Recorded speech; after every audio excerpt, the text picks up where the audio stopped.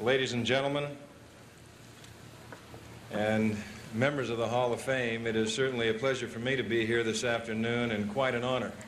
It's with pride and emotion, and as the commissioner said, very intimidating, believe me, to stand here amongst these great Hall of Famers and with you people that have taken your time to come out here this afternoon to join us. It's kind of like a day of Thanksgiving.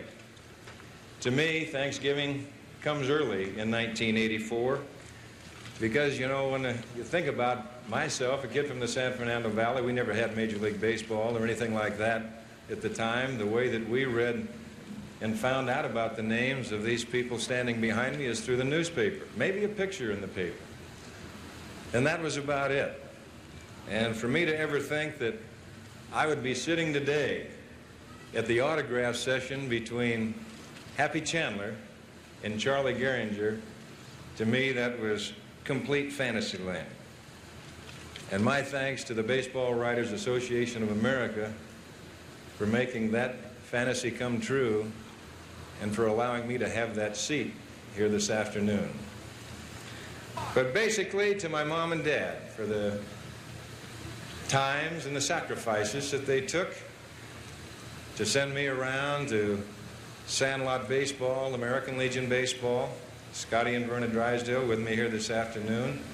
My thanks to them, to my daughter Kelly, for a chance to make up for the time lost as she grows older and I have a chance to spend a little more time at home, and as Dottie Reese can tell you and so many wives, the double duty standards that the mother has to do, and we appreciate the chance to get back and be a parent once again.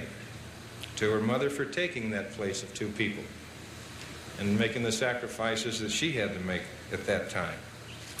To my sister Nancy, who is with me here this afternoon, with her husband Ed and my two nephews, Scotty and Kelly. Her chance to kind of sit back and maybe say, well, maybe it was all worth it, brother. But doggone it, I missed out on a lot of things when they kept taking you around to those playgrounds and I had to tag along and miss out on my fun. I thank all of you for that.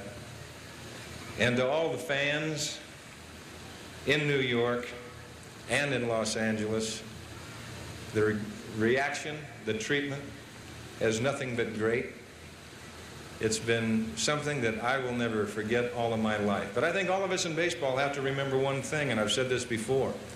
As great as this game is, as much fun as we have in this game, the thrills, if it was not for you, the fans, walking through turnstiles, turning on radios, turning on televisions, coming here to Cooperstown to witness these induction ceremonies, to just watch possibly a game that you love, baseball would not survive. So we all thank you. That is what we have to say to you here this afternoon.